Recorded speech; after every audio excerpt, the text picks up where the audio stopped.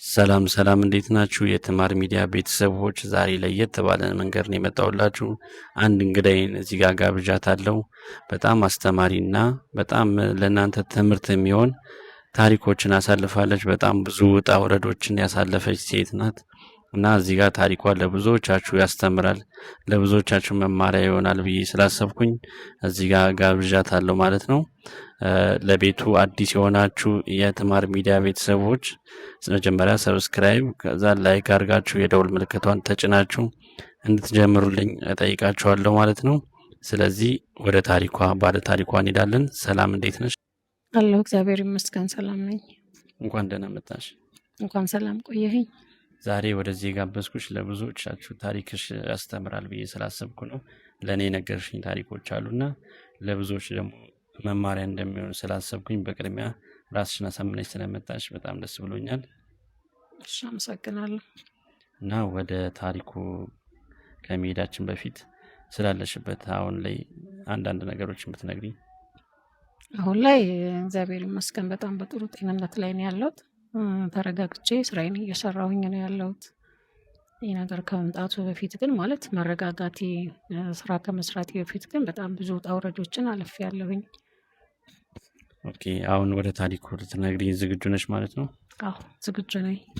እሺ ጀምሪ። ከመጀመሪያው ምን እንደተፈጠረ ብትነግሪኝ ደስ ይለኛል።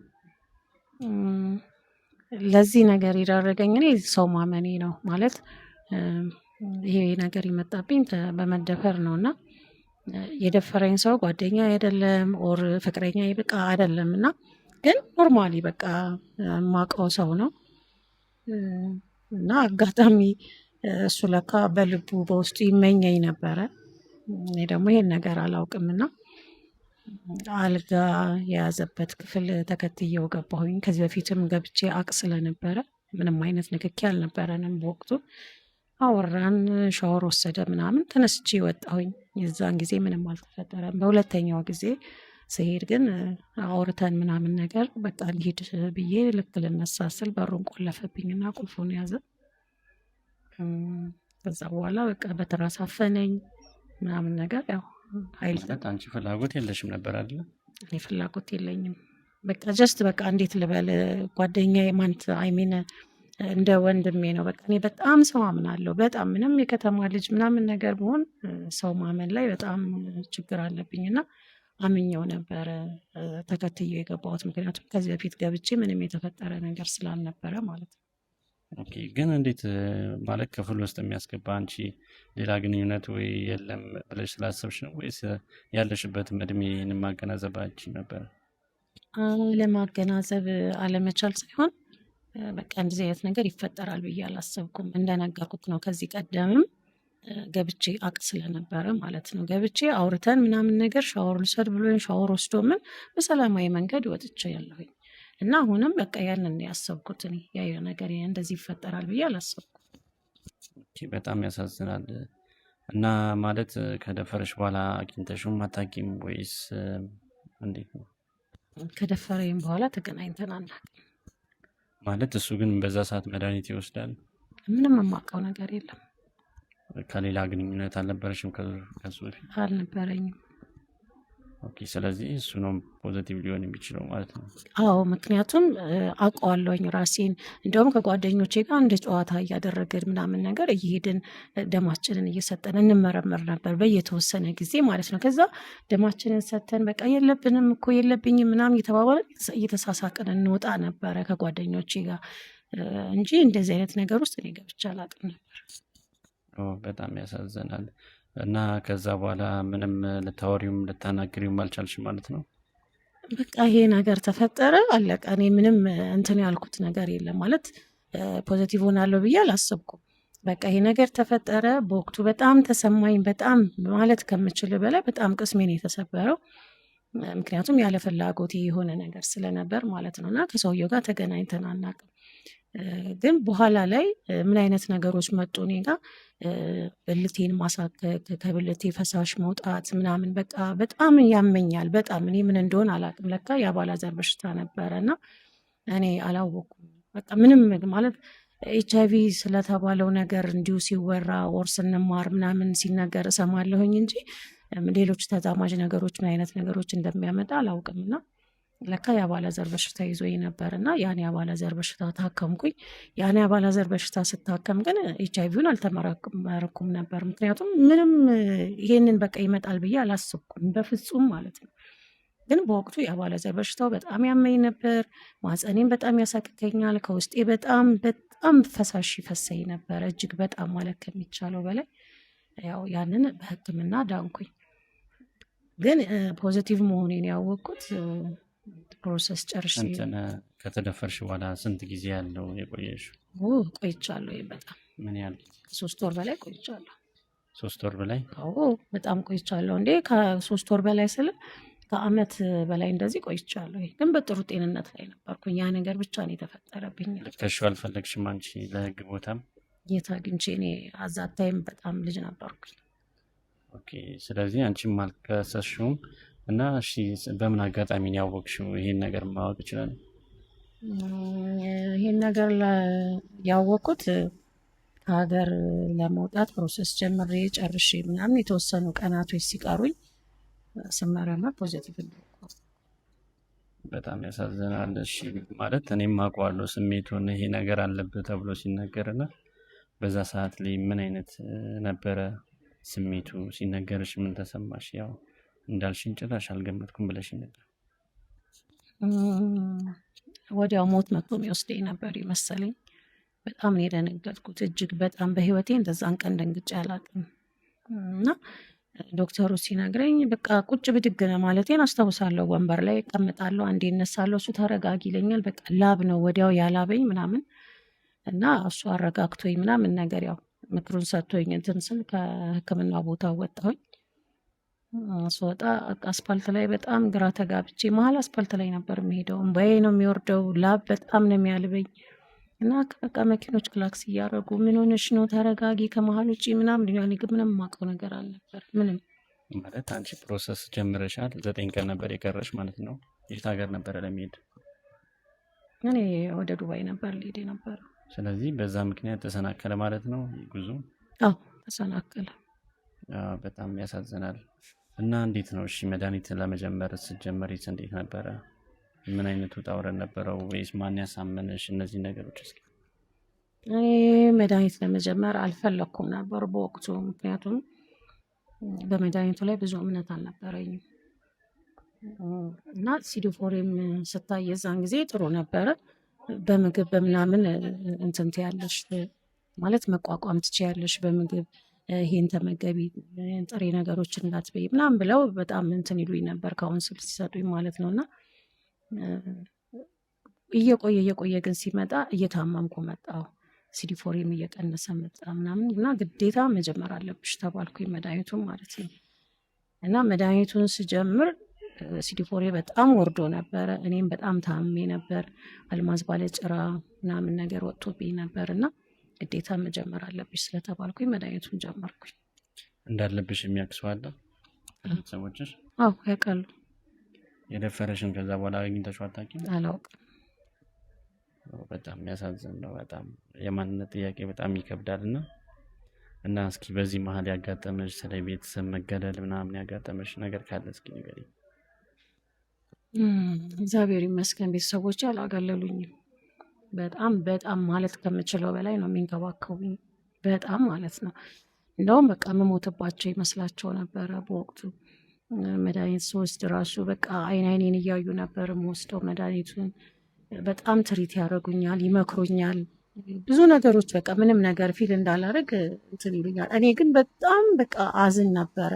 በቃ ሰው ሲመጣ ቤታችን ውስጥ እደበቃለሁኝ ሰዎች እንዳያዩኝ። በቃ ልክ አለብሽ ተብሎ ግንባሬ ላይ የተጻፈ እስከሚመስለኝ ድረስ ማለት ነው። በጣም ይሳቀቅ ነበረ በጣም እንጂ ቤተሰቦቼ በጣም ትሪት ያደርጉኛል።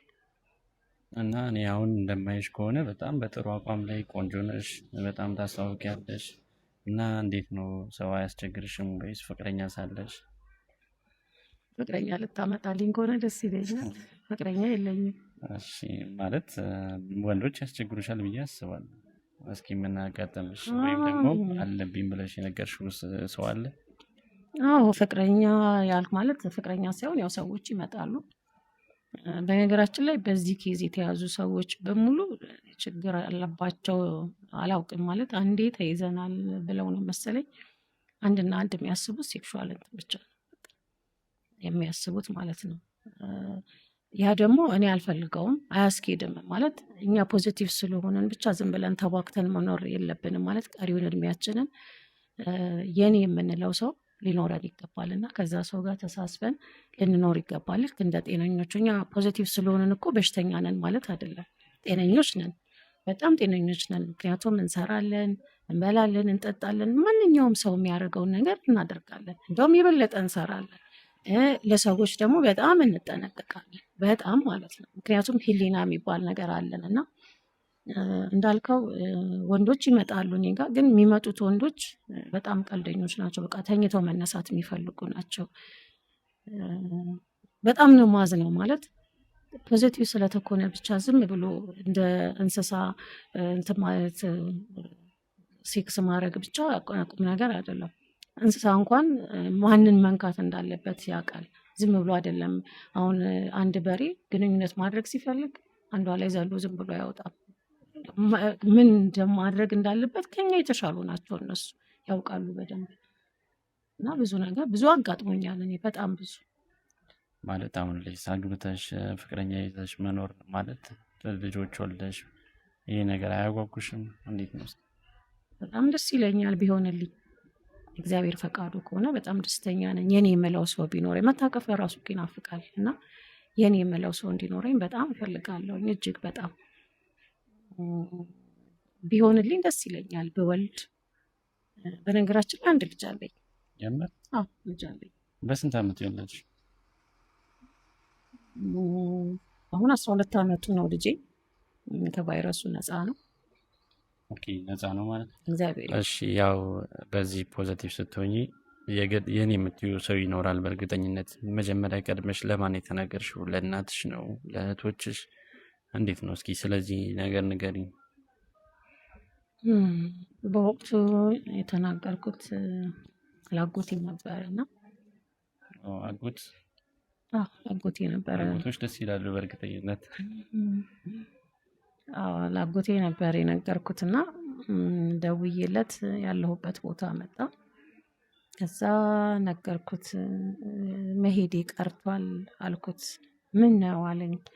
አይ እንደዚህ እኮ ተባልኩኝ አልኩት። እኔ እያለቀስኩ ነው የምነግረው እና እኔ ለአባቴ ድንገት ከነገርኩት አባቴ ስኳር ምናምን ስላለበት በቃ ይሞታል ብዬ አሰቤ ነው እና ለሱ ለአባቴ ብነግረው አባቴን አጠዋለሁኝ ብዬ ነው ምናምን ነገር ስለው መጀመሪያ ነበር እንጂ መጠንቀቅ ብሎ እንዴት እንደጮኸብኝ አጎቴ ልነግራቸው በእውነት።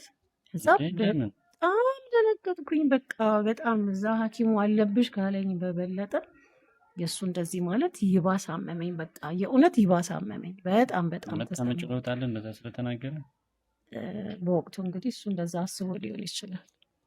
ግን እኔ በጣም ነው የተሰማኝ፣ በጣም ማለት ነው። ከዛ በኋላ ከእሱ ጋር እንዴት ነው ያላችሁ ግንኙነት? ከዛ በኋላ ያው መተው የሚባል ነገር አለ አይደለ? በቃ ያን የተናገረውን ነገር ልጆቹም በወቅቱ ልጆቹም ባለቤቱም ምናምን የዛን ቀን ሰሙ። ባለቤቱ ከሱ ቀጥሎ ባለቤቱ ሰማች። ስነግራት እሷ በጣም አጽናናችኝ እጅግ በጣም ማለት እኔ እግዚአብሔር ይስጣት በእውነት አይዞሽ፣ ይሄ በቤተሰባችን ውስጥ እግዚአብሔር ሊያስተምረን የፈለገው ነገር ስላለ ነው የመጣውና አይዞሽ፣ ምንም አታስቢ፣ ትድኛለሽ፣ ምንም እንትናት ሂጂ ቤተክርስቲያን ምናምን ነገር ብላኝ እንደውም ቤተክርስቲያን ሂጂ አለችኝ። ከዛ ቤተክርስቲያን ሄድኩኝ ማለት ነው የዛን ቀን። በቃ እሷ በጣም ትሪት አደረገችኝ በጣም። እዛ ልጆቹም ሰሙ ምናምን ነገር። እዛ ሲሰሙ በቃ አባታቸው እንደዛ ማለቱን ምናምን ነገር እንትን ሲሉ በጣም ተናደዱ። ለምን እንዲህ ትላታለህ ምናምን ብለው።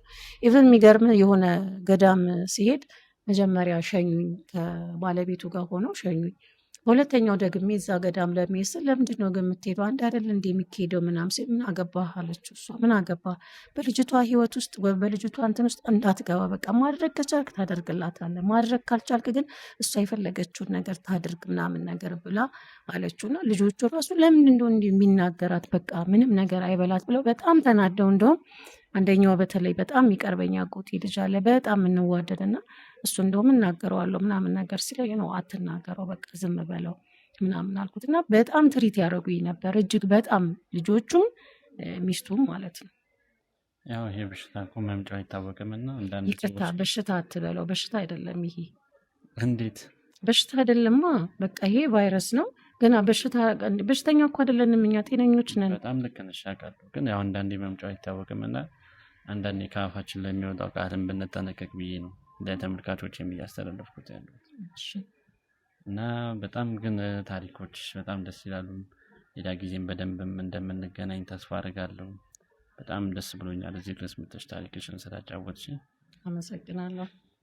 ቤተሰቦች ያው ይሄን ይመስላል ታሪኳ። በጣም ደስ ብሎኛል ዛሬ ስላገኘኋት።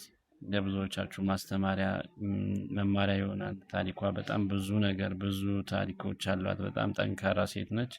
በሌላ ጊዜ ወይም አቀርቧትና ደግሞ ማወቅ የምትፈልጉትን መጠየቅ የምትፈልጉትን ከእሷ አፍ እንሰማለን። እንደዚህ አይነት ታሪክ ያላችሁም ሰዎች እየመጣችሁ ታሪካችሁን ማቅረብ ትችላላችሁ። በዛ አጋጣሚ ትዳር ትፈልጋለች፣ ባል ትፈልጋለች ማለት ነው። እሷንም ይፈልግ ካለ አለው ይበለኝ፣ እኔ ነኝ ድሬ የምሰጠው ማለት ነው። ያው ኃላፊነቱ ለእኔ ተሰጥቶኛል ማለት ነው። ኃላፊነቱ ለእኔ ተሰጥቶኛል፣ ልፈልግልሽ። ደስ ይለኛል። ስለዚህ ትዳር ፈላጊ ካላችሁ መስፈርትሽን ትነግሪኝ። ግን አደራ ተኝቶ መነሳት የሚፈልግ አይደለም የምፈልገው።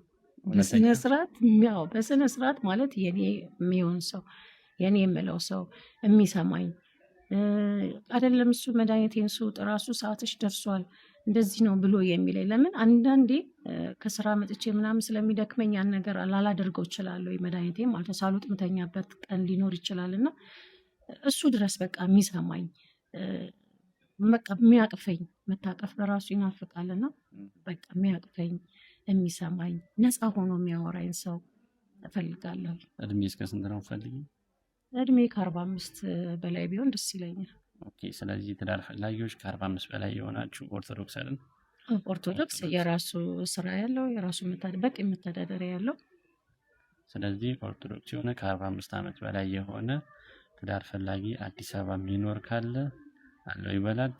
ለማንኛውም ይሄን ይመስላል ቆይታችን። አብራችሁ ስለነበራችሁ ከልብ አመሰግናለሁ። መልካም ጊዜ ይሁን። ሰብስክራይብ አድርጉ፣ ላይኩን አድርጉትና ቀጣይ በሌላ ታሪክ እንገናኛለን። ቻው ቤተሰቦች።